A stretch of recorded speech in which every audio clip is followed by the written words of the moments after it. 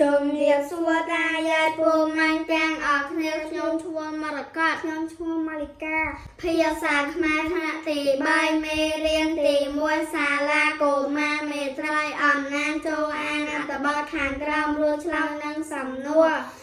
សាលារៀនខ្ញុំជាសាលាកុមារមេត្រីសាលារៀននេះសង់លើទីទួលមានបរិវេណធំទូលាយនិងមានរបងព័ទ្ធជុំវិញក្នុងបរិវេណសាលារៀនមានអគារ3ខ្នង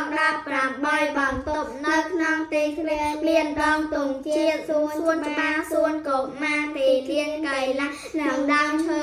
ធំនៅខាងក្រោយអគារមានសួនជីវៈចម្រុះសួនបន្លែនិងបង្គន់អនាម័យសម្រាប់សិស្សប្រុសស្រីផ្សេងពីគ្នាក្នុងបន្ទប់នីមួយមានតុកៅអីក្តារខៀនតាមជញ្ជាំងមានរូបភាពពាក្យស្លោកនិងមាន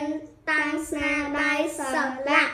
សាលារៀនខ្ញុំស្អាតមានសម្រាមនិងមានពណ៌បៃតងស្រស់បំព្រងជានិច្ចសិស្សទាំងអស់ពេញចិត្តនឹងការសិក្សានៅក្នុងសាលារៀននេះណាស់នៅចុងឆ្នាំពួកគេបានឡើងថ្នាក់ទាំងអស់គ្នាហើយគ្មានសិស្សបោះបង់ចោលការសិក្សាឡើយជម្រាបលាតាយាយពូមែនទាំងអស់គ្នា